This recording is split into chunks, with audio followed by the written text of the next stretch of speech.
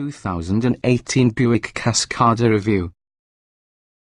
We much like the idea of the affordable convertible, though the Cascada has lots of flaws to win us over. The 2018 Buick Cascada intentions to be a cost-effective four-person luxury convertible.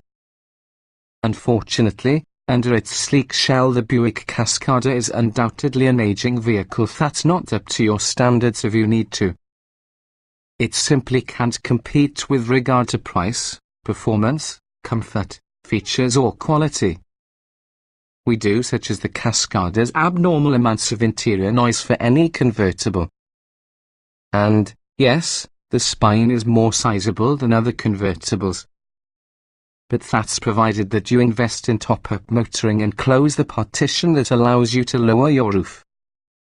Beyond that, the automobile's substantial weight and small engine conspire so it will be slower, less efficient and fewer gratifying they are driving than its competitors. Meanwhile, the dated interior comes with buttons plus a touchscreen infotainment system that's decidedly a generation behind the ones from competitors.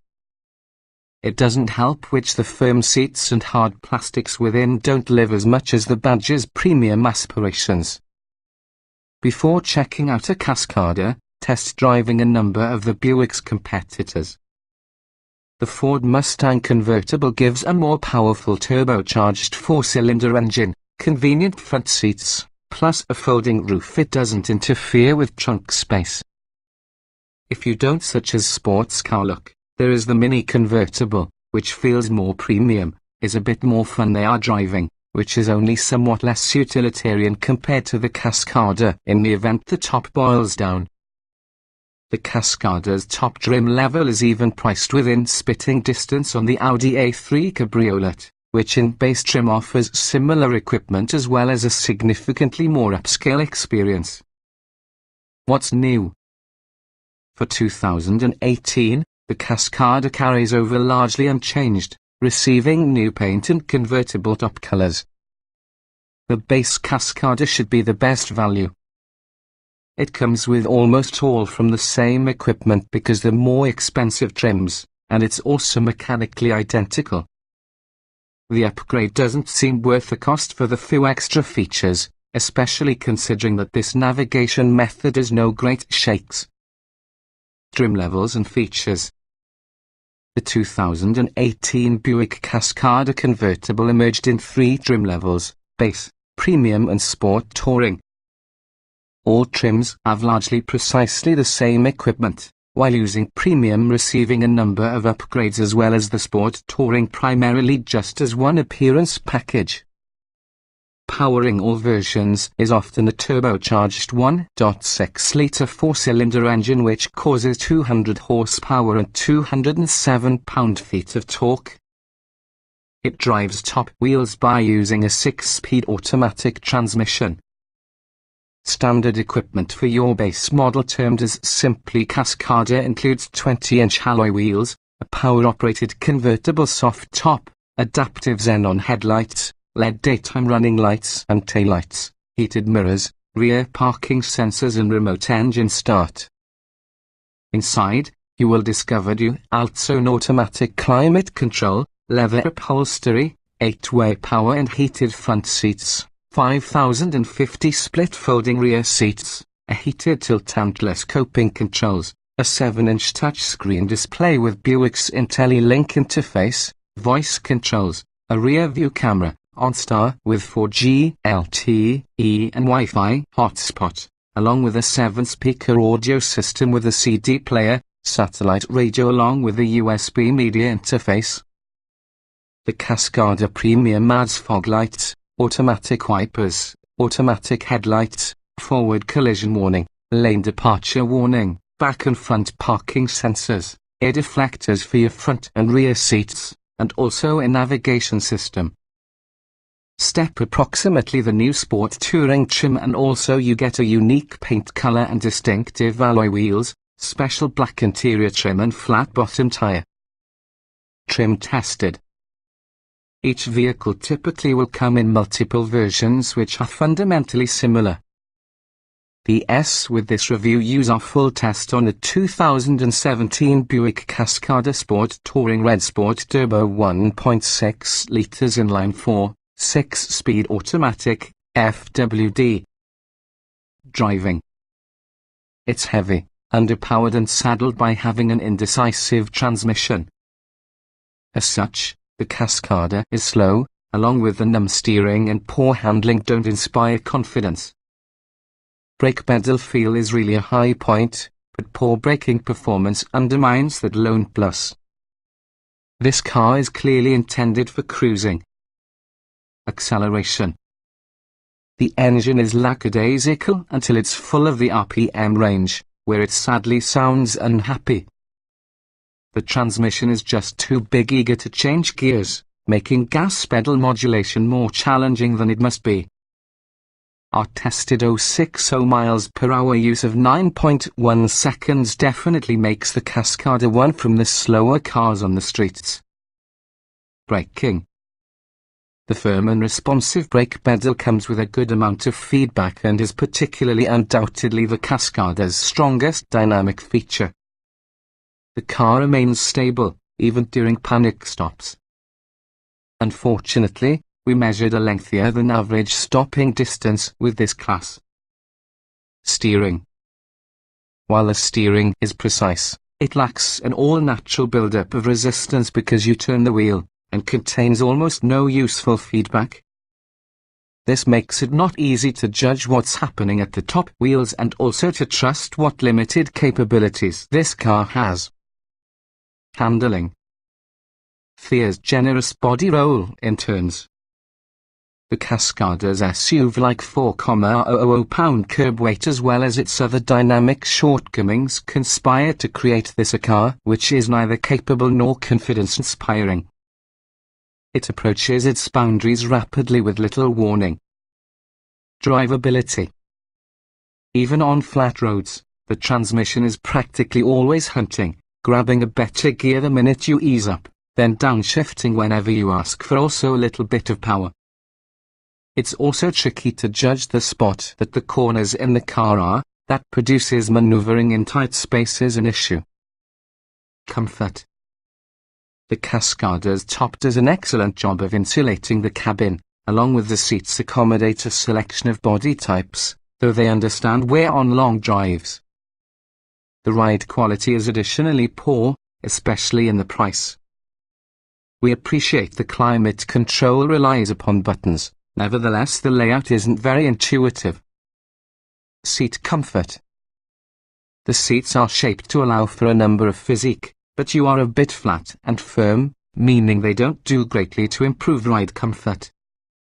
On longer drives, we also found ourselves fidgeting since the seats got a bit swampy. The stiffness sets out to wear upon you after a while. Ride comfort. The Cascada seems to mitigate larger impacts, however the overall ride feels way too stiff-legged and busy. Even on relatively smooth pavement, you really feel every imperfection.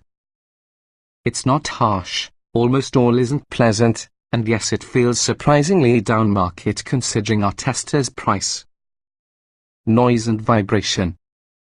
Noise insulation is good for any convertible, using the soft top doing a fantastic job of keeping your sound of traffic. Fia's noticeable wind, road and tire noise, however, it is on par with what we'd expect out of this class. Climate control. The climate control system successful, managing cabin temperature nicely. While we appreciate tactile interfaces, you can find quite a few buttons, and perhaps they are not all sensibly organized. There can be a learning curve, but once you have the hang of it, it is just a straightforward system. Interior. We appreciate the comfortable seating position and well-insulated soft top, but many on the controls are illogically organized, and also the touchscreen is outdated and challenging to reach.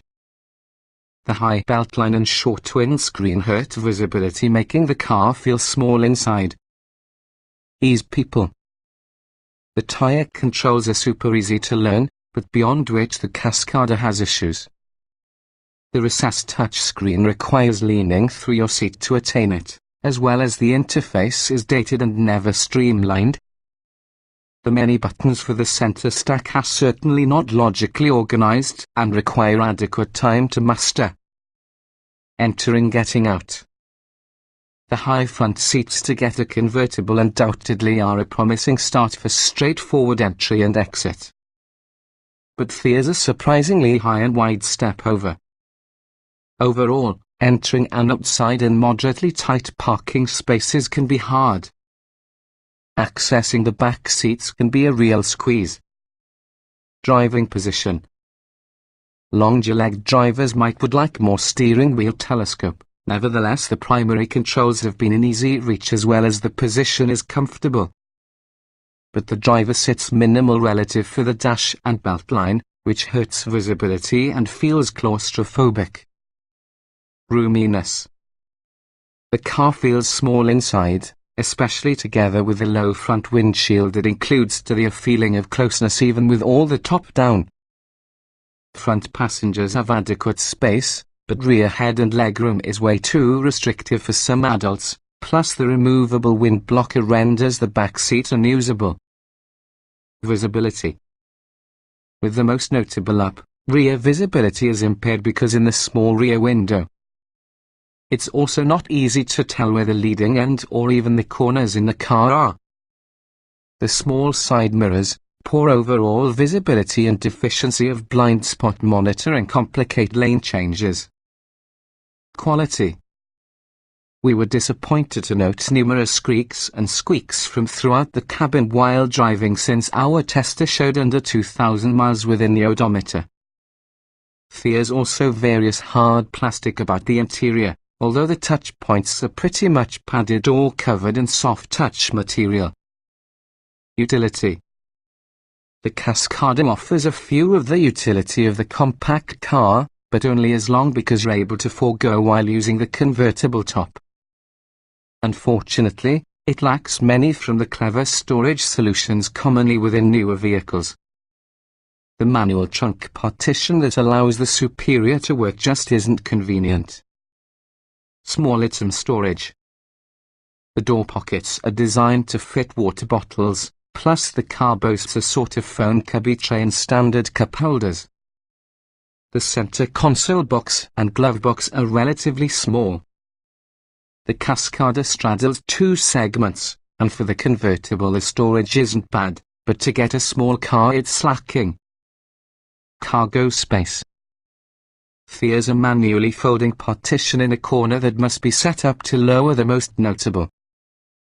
With the Superior disabled, the 13.4 cubic foot trunk is average for any small car, although the spine opening is small. With the partition in position, the usable cargo space drops to about average for any small convertible. Child safety seat accommodation. The rear outboard seats offer latch anchors, but access is actually difficult because leading seats don't leave much space where you can tendency to maneuver back or even held set up. With the very best situating a youngster seat would require some contortions, however it is possible. Technology. The Cascada's technology is notably outdated, having a clunky navigation interface, poor smartphone integration and thrust voice controls. It also lacks most in the driver aids which might be common in cars at your many point. Audio and navigation. Sound quality is okay to get a premium vehicle but anything. The navigation system has several features, but using them is surely an exercise in patience. Voice commands may be hit and miss, and utilizing the screen interface isn't a straightforward process. The system looks dated. Smartphone integration. The Cascada has Bluetooth but doesn't support Apple CarPlay or Android Auto. With merely one USB port, charging and USB music choice is limited, as well as the USB interface is poorly optimized. The sound system switches to USB whenever a device is plugged in, any small but persistent irritation. Driver aids. The Cascada is forward collision alert and a few very loud forward and rear proximity sensors, but no driver aids or active security measures beyond that. There is often a rear view camera, however it is low on their ground and presents an uncomfortable and low-resolution view. At this price, we expect more. Voice control. The voice controls have become particular about phrasing and procedure that make them thrust to function through. There are spoken prompts, but no on-screen guide. In fact, the voice system prompts you to definitely check the manual for any full report on commands. It's another system that feels outdated.